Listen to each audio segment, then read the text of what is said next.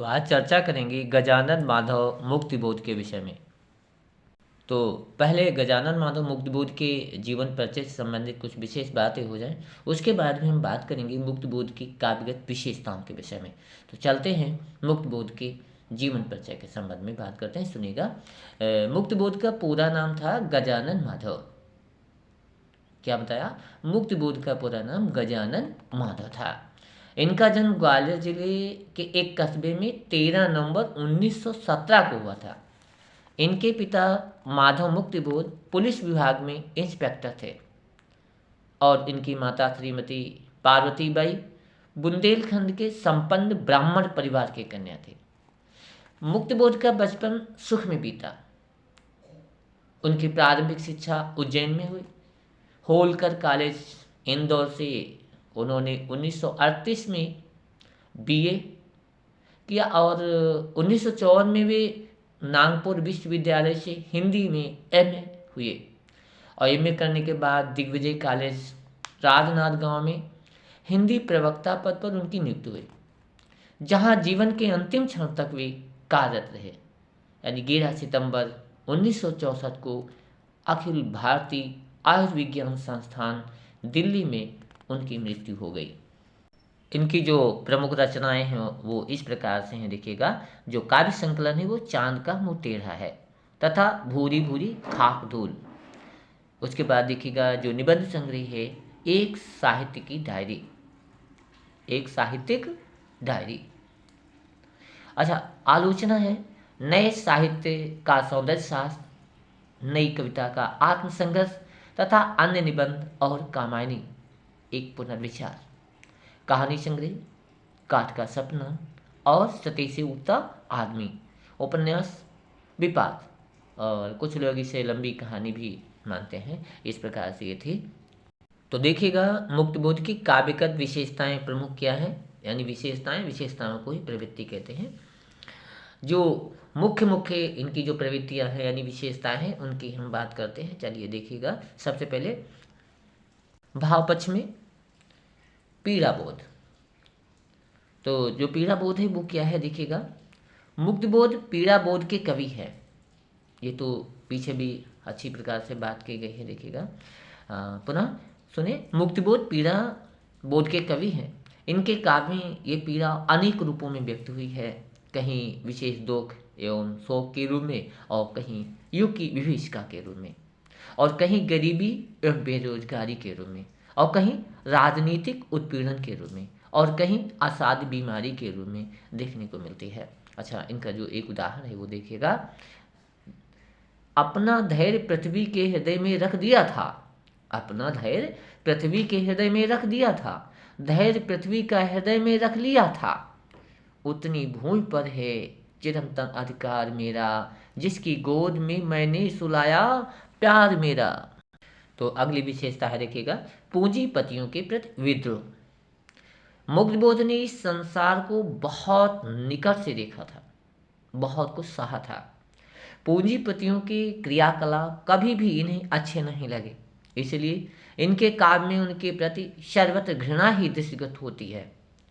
कवि ने इन शोषकों के प्रति विद्रोह का आह्वान करता है।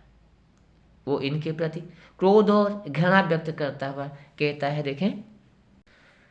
तेरी रेशमी वह शब्द संस्कृत अंध, देती क्रोध मुझको खूब जलता क्रोध, तेरे रक्त में भी सत्य का अवरोध, तेरे रक्त में भी घृणा आती तीव्र। इसके बाद देखें आत्मनिरीक्षण। देखें तो मुक्तिबोध के काव्य में आत्मनिरीक्षण की प्रवृत्ति सर्वत्र लक्षित होती है, लक्षित में दिखाई देती है। वास्तव में ये उनकी स्वाभाविक प्रवृत्ति है। इनकी कविताओं में आत्म परिष्कार एवं आत्म संशोधन के संकेत सर्वत्र उपलब्ध होते हैं। एक भूतपूर्व विद्रोही का आत्मकथन एवं एक आत्म व्यक्त शीर्षक कविताएं इनका जो है ज्वलंत उदाहरण है।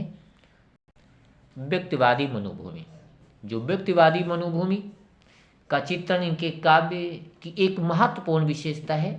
कवि ने मानव की समस्त दुर्बलताओं का चित्रण अपने काव्य में किया। उदाहरण के लिए मानव के व्यक्तित्व का ह्रास, अनिश्चितता, असफलता, मृत्युबोध, क्षण भंगुरता, अपूर्णता, निराशा, कुंठा, एकाकीपन, अजनबीपन आदि का चित्रण बहुत मार्मिक रूप से इन्होंने किया है। तो इनका जो उदाहरण है वो देखिएगा। दब चुकी जो मर चुकी है आत्मा, दब चुकी जो मर चुकी है आत्मा, खात्म जो हो गई आकांक्षा, खात्म जो हाँ खात्म जो हो ही गई आकांक्षा, व्यक्ति के व्यक्तित्व के खंडहर, गान कर उठते उसी के गीत, गान कर उठते उसी के गीत। चलो इसके बाद में अगली इनकी जो विशेषता है, मानवतावादी दृष्टिकोण इनकी मुख्य विशेषताओं में से है। देखो, मुक्तबीद की कविता की काव्य संवेदना के मूल में व्यक्ति ना होकर मानव है। पुनः सुनिए, व्यक्ति ना होकर मानव है जो संघर्षरत है और सामाजिकता से जुड़ा हुआ है। कवि का संघर्ष अकेले और एकांत प्रिय व्यक्ति का संघर्ष ना होकर संपूर्ण जागरूक पीढ़ी का संघर्ष है, सुख और शांति के लिए। अतः उनकी जो काव्य चेतना की मानवतावादी कहना ही अधिक उपयुक्त होगा, भले ही वो मार्क्सवादी प्रभाव दृष्टिगत होता। इस दृष्टि से ब्रह्म राक्षस मुक्तबोध की महत्वपूर्ण कविता भी है। अच्छा, इसके बाद देखिए जो अगली विशेषता है, यथार्थ चित्रण। यथार्थ चित्रण इनकी मुख्य विशेषताओं में से है। तो ये सर्वथा सत्य है कि मुक्तिबोध कट यथार्थ के कवि हैं। उन्होंने यह जो कहा है स्वयं भोगा, यानी उन्होंने इस यथार्थ को स्वयं किया और भोगा है। यही कारण है कि उनकी छवि इसके माध्यम से पूर्ण रूप में उजागर हुई है। कवि का यथार्थ बोध दर्शनी भी है। देखिएगा, आज की अभाव की व कल की उपवास की व परसों की मृत्यु की दैन्य की महा अपमान की व क्षोभपूर्ण भयंकर चिंता की उस पागल यथार्थ का दिखता पहाड़ स्याह। बौद्धिकता, देखो बौद्धिकता प्रयोगवादी कविता की रीढ़ है, यानी बहुत प्रमुख है। यही कारण है कि मुक्तिबोध के काव्य में भावुकता के स्थान पर बौद्धिकता एवं चिंतनशीलता का समावेश सर्वाधिक हुआ है और बौद्धिकता इनकी कविता का प्राण तत्व है। उदाहरण का देखें, मित्र मेरी आत्माई एकाकीपन की अन्यतम प्रतिरूप, जिससे अधिक एकाकी हृदय आत्मत हो जाए, ऐसी जिस मनुष्य की मनीषा वो हमारा मित्र है। व्यंग्यात्मकता, मुक्तिबोध ने नग्न यथार्थ का साक्षात्कार किया था, जीवन के कट यथार्थ को भोगा था। यही कारण है कि आधुनिक सभ्यता की विसंगतियों और विद्रूपता तथा छद्म आदि के कारण पर उन्होंने भरपूर व्यंग किया है। पुनः सुन लीजिएगा, आधुनिक सभ्यता की विसंगतियों और विद्रूपताओं तथा छद्म आधुनिकीकरण पर उन्होंने भरपूर व्यंग किया है। चांद का मुंह टेढ़ा है में चांद और चांदनी रोमांटिक भाव को उद्दीपन करने वाली ना होकर ऐसे जमाने का चित्र प्रस्तुत करती है जिसमें कर्फ्यू लगा है, पोस्टरबाजी है और है फूस फुसाते षड्यंत्र। पुनः सुने, फुसफुसाते षड्यंत्र, यानी पोस्टरबाजी हैं और फुसफुसाते षड्यंत्र दिखाई देते हैं। देखिए उदाहरण भी आप देखिएगा, रात बेरात वह, रात बेरात वो मछलियाँ फंसती हैं, आवारा मछूसी शहरों की चांदनी। अंतिम इनकी जो विशेषता बता रहा हूँ देखिएगा, लघुमानव की प्रतिष्ठा। प्रयोगवादी कवियों ने पात्रों को अपने काव्य में स्थान दिया है। काव्य लघुमानव में इनकी पूर्ण रूपेण आस्था है।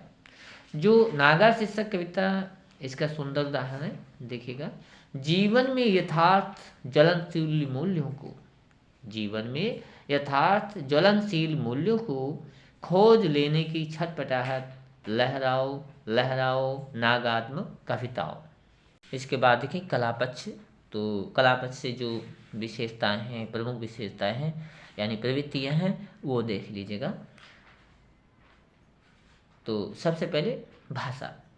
मुक्तिबोध ने धर्म, राजनीति, विज्ञान और दर्शन से लेकर सड़क और अखबार तक की भाषा को बेहिचक चुनते हुए अपना निराला शब्द संसार रचा। जिस प्रकार वे विचार के स्तर पर जकड़बंदी से परहेज करते थे, उसी प्रकार उनकी भाषा संबंधी दृष्टि भी मुक्त और उदार है। हिंदी के तत्सम, तद्भव और देशज शब्दों के अतिरिक्त हिंदी के तत्सम, तद्भव और देशज शब्दों के अतिरिक्त अंग्रेजी, फारसी, अरबी और मराठी शब्दों का भी अपनी कविता में निसंकोच प्रयोग किया है। प्रयोगवादी होने के कारण इनकी भाषा भी प्रयोगात्मक रही है। जिस प्रकार नूतन प्रतीकों की ओर ध्यान दिया है, उसी प्रकार भाषा की ओर भी। नाथ देवता शीर्षक कविता में संस्कृत निष्ठ भाषा का रूप दृष्टव्य है। देखिएगा इसका उदाहरण है। रहस्यमय ध्वंस महाप्रभु जो, जीवन के तेज सनातन, तेरे अग्निकणों से जीवन, क्षीण वार से नूतन सर्जन। इसके बाद इनकी जो एक रचना है, यानी जो कविता है भूल गलती, जो भूल गलती शीर्षक, उसमें भी आपको देखने मिलेंगे। देखिएगा इस प्रकार अरबी फारसी तो भाषा भूल गलती शीर्षक कविता में देखी जा सकती है, मिलती है। देखिएगा सब खामोश मनसबदार, शायर और सूफी, अल गजाली, इब्बे सिना, अल बरूनी। देखें, अल गजाली, इब्न सिन्ना, अल बरूनी, आलिमो फाजिल, सिपह सालार, सब सरदार हैं खामोश। कितना बेहतर है। पुनः मैं कविता ये पढ़ता हूँ। सब खामोश मनसबदार, शायर और सूफी, अल गजाली, इब्न सिन्ना, अल बरूनी, आलिमो फाजिल, सिपह सालार, सब सरदार हैं खामोश। इसके बाद देखिएगा जो इनकी अगली प्रवृत्ति है, यानी जो विशेषता है, देखिए छंद। मुक्तिबोध ने काव्य में मुक्त छंद को अपनाया है। कवि निराला के समान ही कहीं बंधन नहीं स्वीकार की। उनकी प्रकाशित लगभग सभी कविताएं मुक्त छंद में लिखी गई हैं। इस प्रकार इसके छंद नवीन प्रयोगों के उदाहरण प्रस्तुत करते हैं, यानी कि जो इनके नवीन छंद हैं वे नवीन उदाहरण प्रस्तुत करते हैं। जैसे विचार आते हैं, कविता इस संबंध में द्रष्टव्य है। देखिएगा विचार आते हैं लिखते समय नहीं, विचार आते हैं लिखते समय नहीं, पत्थर ढोते वक्त, पीठ पर उठाते वक्त बोझ, सांप मारते समय पिछवाड़ी, बच्चों की निकर फीस चीरती वक्त। सांप को मारते समय पिछवाड़ी और बच्चों की निकर फचीरते वक्त। अच्छा, अगला है बिंब विधान। तो जो मुक्त बोध का काव्य बिंब विधान की दृष्टि से सर्वाधिक समृद्ध है। इनके काव्य में अनेक प्रकार के बिंब दृष्टिगत होते हैं।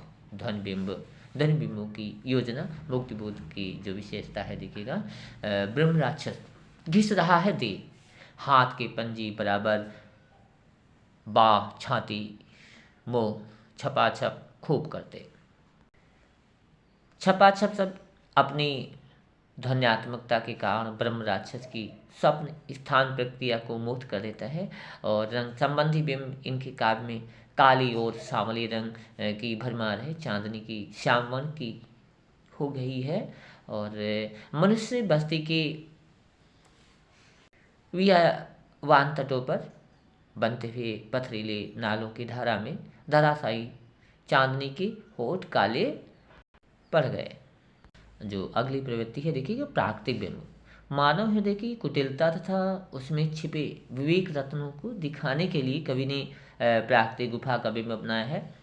इसी प्रकार पुराने कुएं है, बावड़ी, खंडहर, वीरान पठार और घने बरगद आदि का उल्लेख उनके काव्य में बार बार हुआ है। अन्य बिंब वातावरण की रहस्यमयता और भयानक रोमांचकता को पूर्ण करने वाले, यानी मूर्त करने वाले अनेक बिंब उनके काव्य में देखने को मिलते हैं। जैसे उदाहरण देखिएगा, भयानक काला लबादा ओढ़े है, भयानक काला लबादा ओढ़े है, बराबर सामने प्रत्यक्ष कोई स्याह पर्दे से ढका चेहरा। प्रत्येक विधान देखो, मुक्तिबोध ने युगीन यथार्थ और अनस्य चेतना की यथार्थ को मूर्त करने के लिए प्रतीकों का प्रयोग किया है। इनके काव्य में प्रतीक शिल्प का उपकरण मात्र नहीं है, जटिल और सूक्ष्म अनुभूति को अभिव्यक्त करने का एकमात्र साधन है।